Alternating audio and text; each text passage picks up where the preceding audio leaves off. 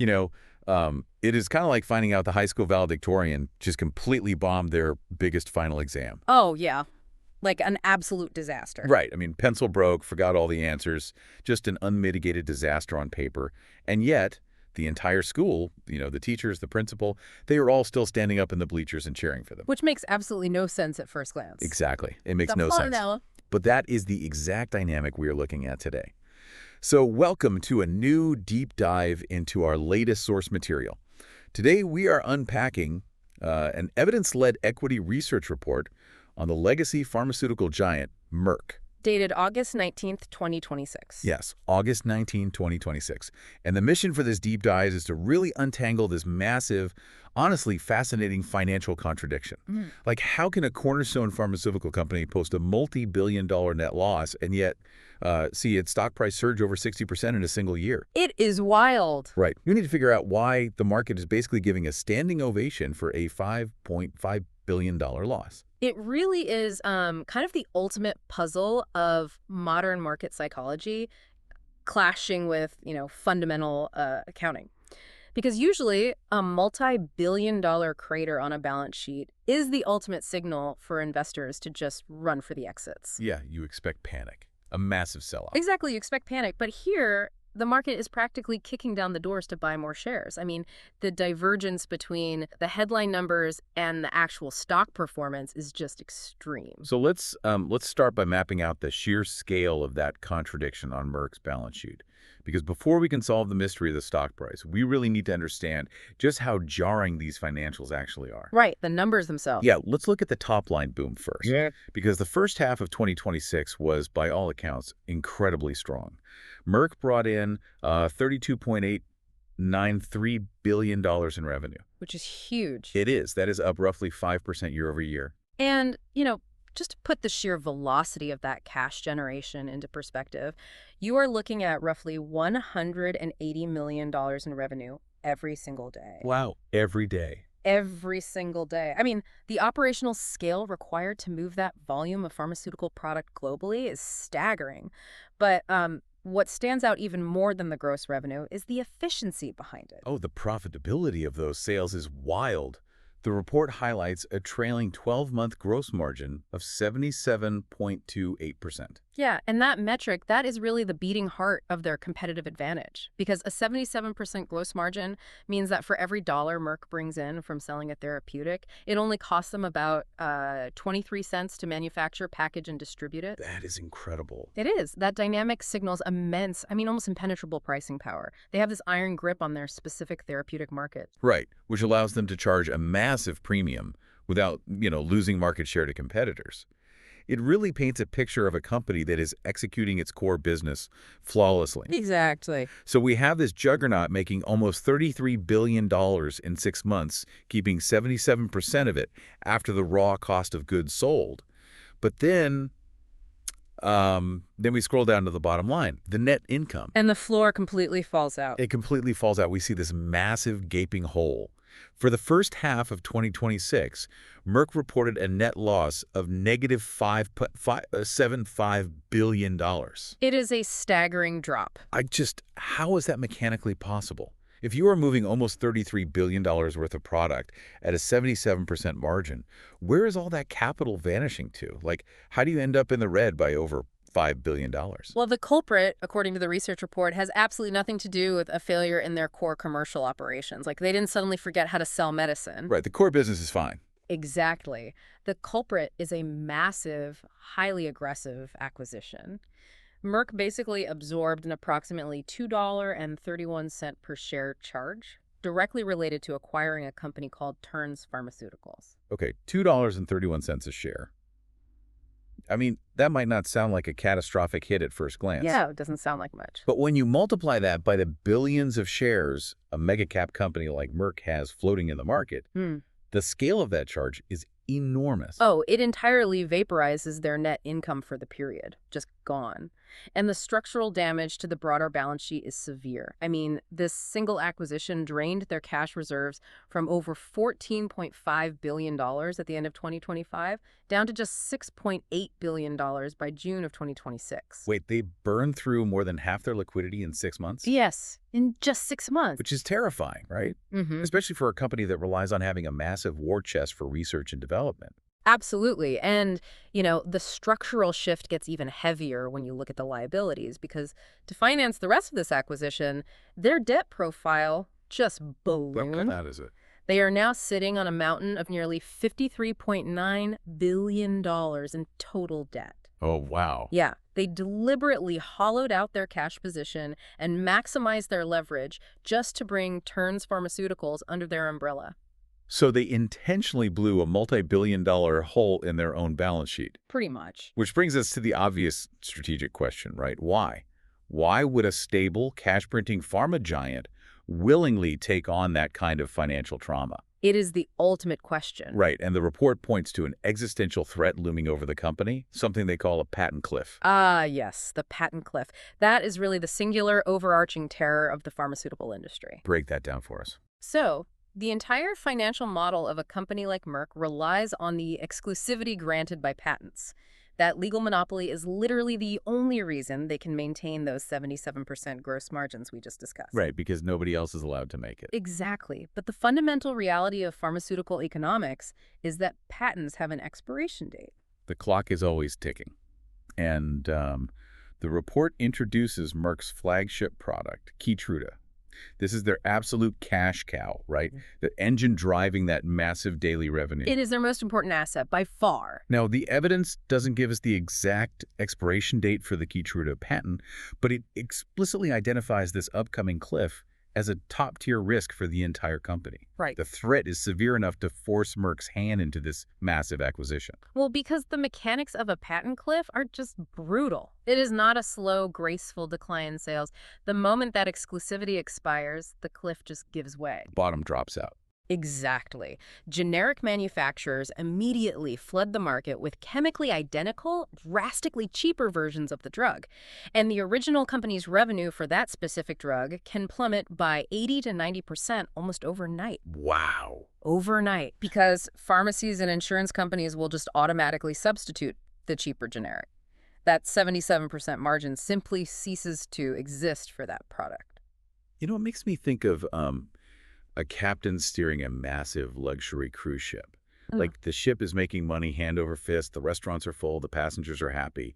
But you, as the captain, know there is a slow, unfixable leak in the lower hull. Right. You know it's doomed. Exactly. You know with absolute certainty that this beautiful ship is eventually going to sink. So what do? You gladly pay double the asking price for a state-of-the-art lifeboat, even if it maxes out your credit cards. Merck isn't just buying another company. No, they are frantically trying to buy future revenue before their current cash cow runs completely dry. Yeah. The Terns Pharmaceuticals acquisition is a purely defensive survival mechanism. I mean, Merck knows the Keytruda revenue river is going to dry up, so they are actively choosing to endure this acute, short-term financial pain. We see that pain in the huge debt load. The debt, the massive cash drain, and the fact that they had to slash their full-year earnings per share guidance down to the $2.6 to $2.76 range. Ouch. Yeah, they are absorbing all of that damage today for the chance at long-term survival. They bought Terns specifically for its pipeline of future developmental drugs, hoping, one of them can replace the Keytruda revenue before the cliff hits. Okay, so I understand the corporate strategy. Taking on water to build the lifeboat makes logical sense when you are staring down an existential threat. Sure. But what I cannot wrap my head around is the stock market's reaction to all of this. Because all of this is public information, right? Yes, completely public. The market knows they just lost $5.5 billion. The market knows they took on a mountain of debt. So why is the stock market treating this legacy pharma stock like a rocket ship? Let's look at the technicals for the report. The technicals are fascinating. They really are. The stock is currently trading at $135.17. That is up an incredible 60.50% over the last 52 weeks.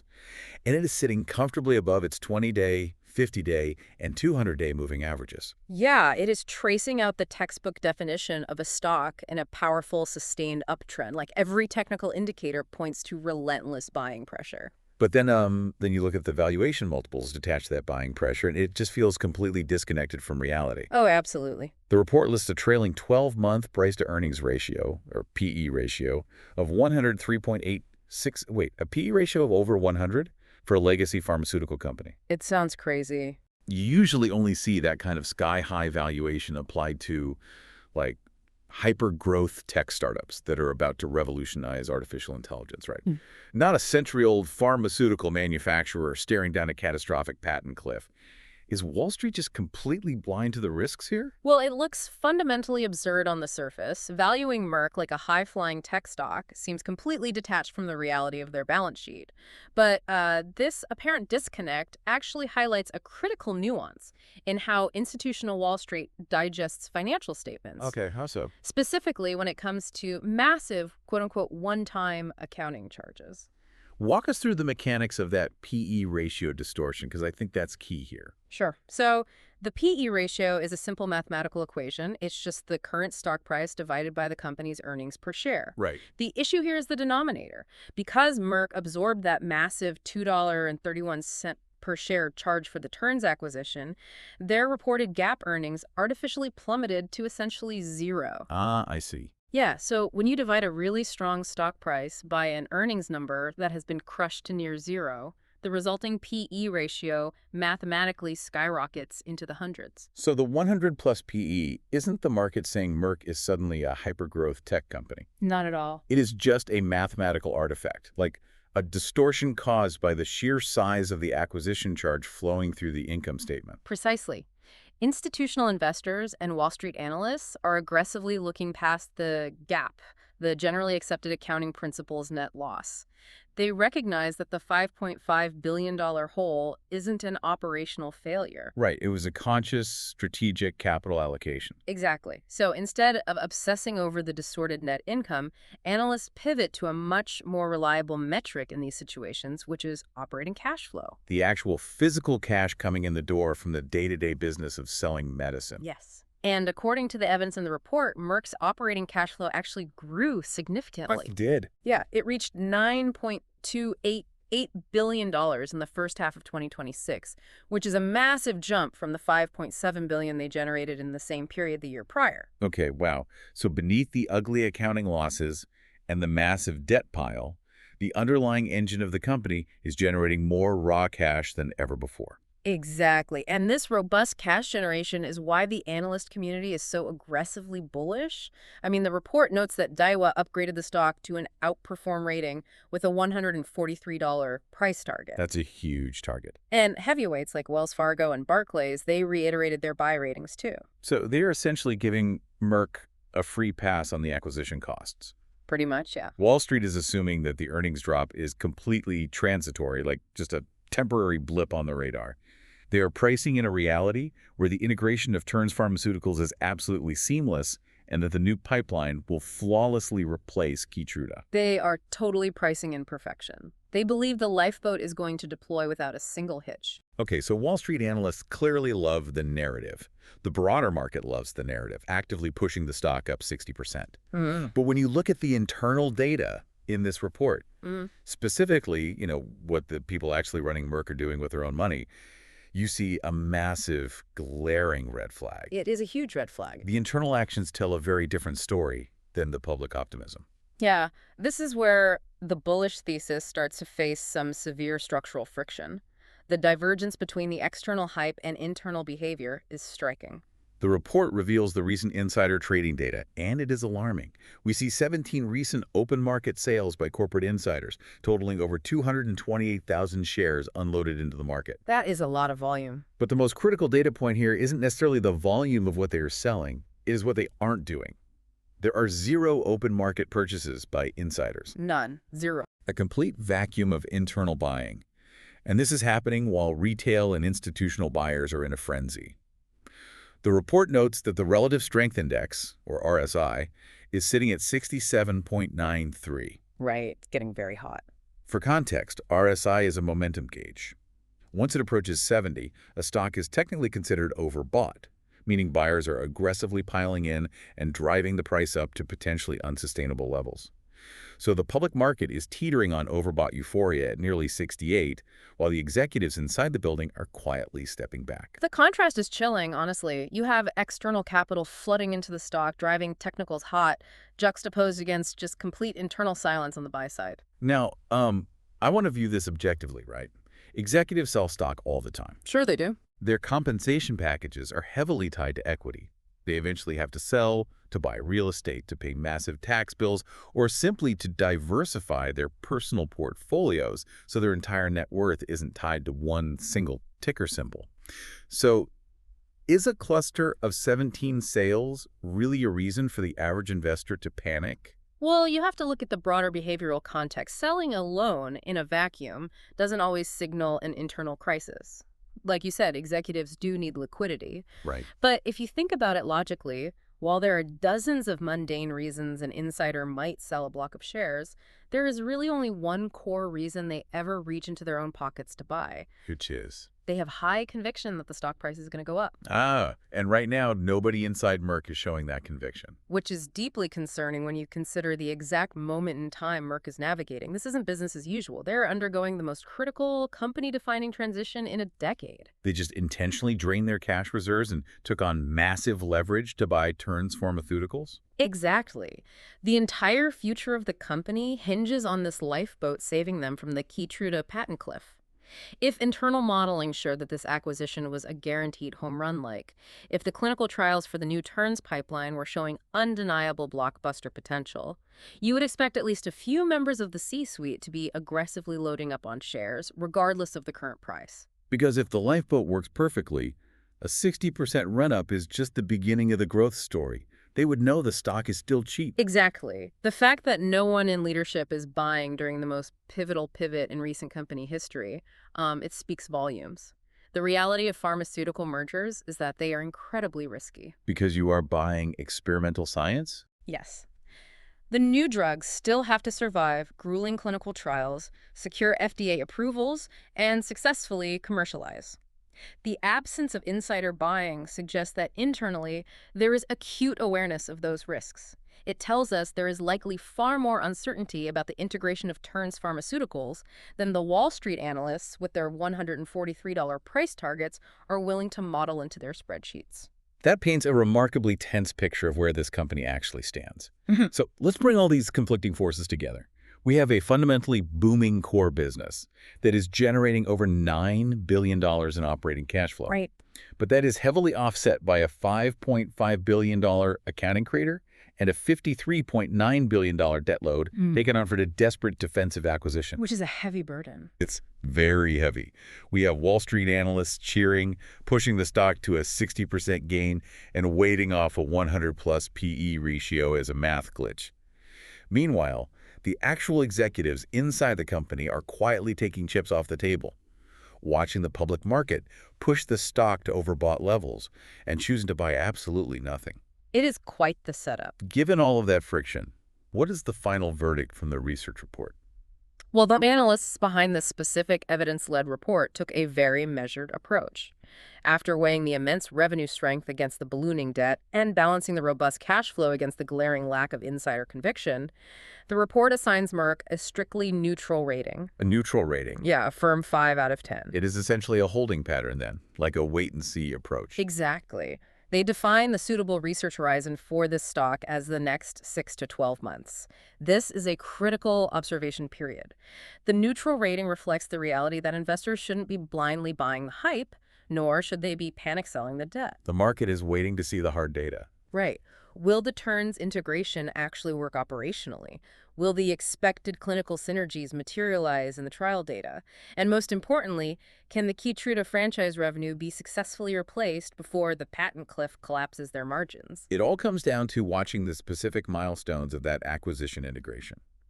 For you listening, the core takeaway for your own analytical toolkit is really how to evaluate any major company going through a massive merger or acquisition.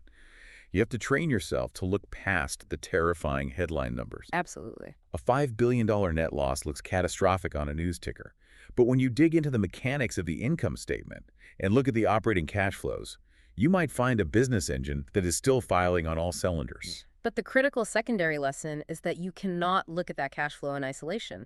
You must weigh that operational strength against the structural damage of the rising debt burden required to fund the M&A. Right, the debt is real. It is very real. And perhaps most tellingly, you have to cross-reference the Wall Street optimism with the actual sentiment of the corporate insiders. Analysts sell narratives, but executives invest their own capital. Yes. You have to watch what the people running the company are actually doing with their money, not just what they're saying on earnings calls. Which leaves us with a final, rather precarious puzzle to mull over. The broader market is currently giving Merck a massive free pass on a $5.5 billion loss and a mountain of new debt.